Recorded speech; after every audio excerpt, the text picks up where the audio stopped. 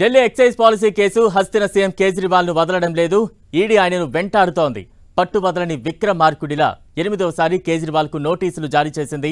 Enforcement directorate మార్చి 4న విచారణకు హాజరు కావాలని కోరింది. ఈడీ నిన్న మరోసారి కేజ్రీవాల్ కు సమన్లు పంపించింది. ఇంతవరకు 7 సార్లు ఈడీ సమన్లు పంపిన కేజ్రీవాల్ మాత్రం విచారణకు హాజరు కాలేదు. అయితే ప్రతిసారి లిఖితపూర్వకంగా ఆయన స్పందిస్తూ వస్తున్నారు.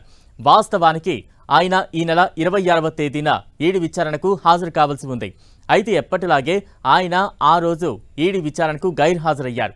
ప్రతిసారి ఈడీ సమన్లు పంపడానికి బదులు కోర్టు నిర్ణయం కోసం వేచి చూడాలి అని అన్నారు. మార్చి 16న ఈ కేసు విచారణకు రానుంది. కేజ్రీవాల్ కు ఈ ఏడాది ఫిబ్రవరి 26, ఫిబ్రవరి 19, ఫిబ్రవరి 2, జనవరి 18న, జనవరి 3న, గతేడాది డిసెంబర్ 21న, నవంబర్ 2న సమన్లు పంపింది. ఈడీ సమన్లు చట్టవిరుద్ధమంటూ కేజ్రీవాల్ ఈడీ విచారణకు గైర్హాజరవుతూ వచ్చారు. అయితే ఈడీ మాత్రం సమన్లు పంపుతూనే ఉంది. వరుసగా 8వసారి కూడా సమన్లు పంపింది.